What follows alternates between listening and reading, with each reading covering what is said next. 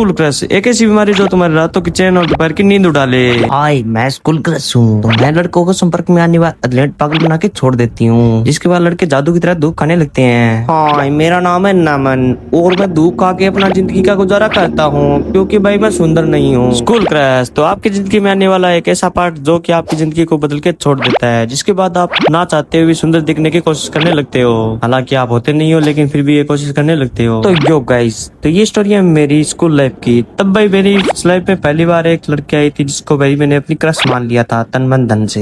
नहीं, मेरे पास सिर्फ तन था, मन था, धन नहीं था। हाँ, वो आज भी इसमें चल रहा है, मेरे पास आज भी नहीं है। चलो छोड़ो, उस टाइम मैं 1 रुपए की 16 वाली गोली खा के टाइम पास कर लेता था, आज तो वो भी नहीं हो रहा। तो हाँ, ये ऐसा टाइम होता है जिसमें भाई तुम अजीब अजीब हरकतें करने लग जाते हो, जैसे भाई ब्लेड से हाथ काटना, हाथ से ब्लेड काटना, अरिजीत सिंह के गाने सुनते ही रो पड़ना, अपने दिल की आवाज सुनना, अपने दिल को अपनी आवाज सुनाना,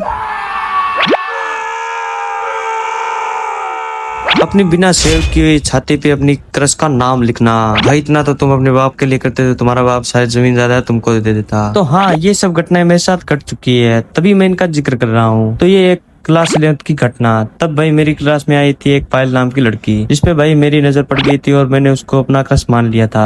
लेकिन भाई जो बेस्ट फ्रेंड नाम का जो वायरस आपकी जिंदगी में, ये भाई आपका किसी भी काम को पूरा संपूर्ण नहीं होने देगा, क्योंकि भाई इसको बनाया भगवान ने इसीलिए ताकि आपकी पूरी जिंदगी को झंड कर सके। और जब भाई आपकी जिंदगी की भंड मार जाती है तो भाई आप ये वायरस दोस्त आता है आपकी जिंदगी के ऊपर घसने के लिए। अरे मैंने तो पहले कहा था बिड़ू, ये लड़की तेरे लायक नहीं है, तेरे लिए अच्छी लड़की देखेंगे, भाई तेरी शादी कराएंगे। लेकिन भाई आपकी जिंदगी की भंड करने से पहले ये दोस्त लोग आपको एक बार जरूर से अपनी सलाह देंगे, जिसको मानने के बाद आपकी जिंदगी का दही बल्ला बढ़ जाएगा। तो मेरे दोस्त ने मेरे को राय दी थी कि भाई मैं अपनी सीनियर क्लास के लड़के यानी मेरी क्लास से बड़े लड़के से लड़ाई ले लूं, यानी मेरे से हाइट और उम्र में बड़े लड़के से, जिसकी लड़ाई के होने के बाद भाई मैं अपनी क्लास में मेरा ऑरा बन जाएगा और मुंह पे मुक्का लगेगा और मुक्के से भाई होठ के पास से खून निकलेगा। तो मैं अपनी क्लास के अंदर धमाकेदार एंट्री होगी। एंट्री होते भाई पायल आएगी, भाग कर मेरे खून को पहुंचे, वो बोलेगी तुम्हें ऐसा सब कुछ करने की क्या जरूरत थी। तब भाई हमारा आई कॉन्टेक्ट होगा और हम दोनों का कुछ आगे बन पाएगा। तो हाँ, ये सब कुछ सोचकर मैं भी अपनी क्लास से बड़ी क्लास के लड़के के साथ फाइट ले लेता हूँ। बच्चा नहीं था भाई, वो पूरा राक्षस था, उसने भाई मेरे को क्या ही पीटा था।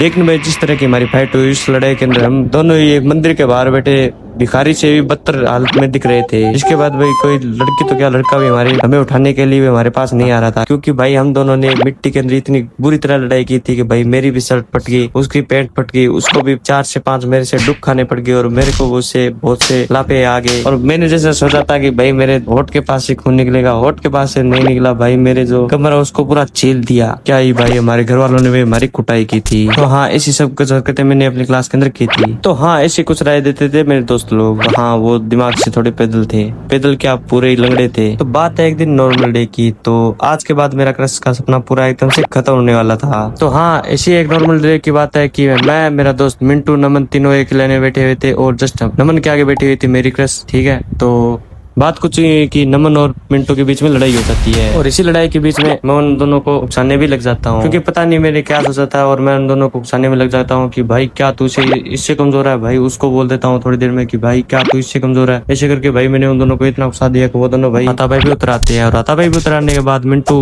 खड़ा होकर नमन को एक खींच के चाटा मार देता है और खींच के चाटा मारने के बाद मैं नमन को बोलता हूँ, नमन क्या तू इससे कमजोर है, खींच के मार साले को। तो भाई फिर नमन उठ के उसको एक चाटा मार देता है और इसी गुत्तम गुत्ते में भाई नमन को बहुत ज्यादा गुस्सा आता है और नमन जाता है उसको पिंटू को लात मारने में। और लात उसको तो लगती नहीं है, लात लग जाती है सीधा आगे वाले बेंच को। तो बेंच को लात लगते ही बेंच जाकर सीधा पायल को लग जाता है। पायल को बेंच लगते ही भाई पायल क्या ही उसने मुंह बनाया था भाई, जैसे भाई उसने 4 से 5 नींबू एक साथ खा लिए, ऐसा मुंह बनाया था भाई उसने। ऐसा मुंह बनाने के बाद भाई एक बार तो उसने हम तीनों की तरफ देखा और चुपचाप बैठ गई। लेकिन भाई जैसे वो बैठी तो उसके पास वाली सहेलियां उसको लग जाती है उकसाने में कि भाई तेरे को चोट लगी है और तू चोट लगने के बाद भी ऐसी बैठी है, जल्दी जा टीचर के पास इन तीनों की शिकायत करके आ। तो थोड़ी देर तो उसने कुछ रिएक्ट नहीं किया और थोड़ी देर बाद उकसाने के बाद भाई उसका भी पता नहीं क्या ही मनाता है और वो खड़ी होकर चली जाती है टीचर के पास और जाकर टीचर को उठा के ले आती है और बोलती है सर मेरे को इन दोनों ने पेंच से मारा है। ठीक है, तो टीचर भी आके हम तीनों को खड़ा कर लेते हैं और बाहर बुला लेते हैं। बहुत ज्यादा डांट लगाने के बाद हम तीनों को एक पनिशमेंट मिलती है और तभी मैं बोलता हूँ मैंने तो कुछ किया नहीं था। तो तभी मेरी क्रश बोल देती है कि हाँ, ये सबसे ज्यादा उकसाने का काम तो यही कर रहा था।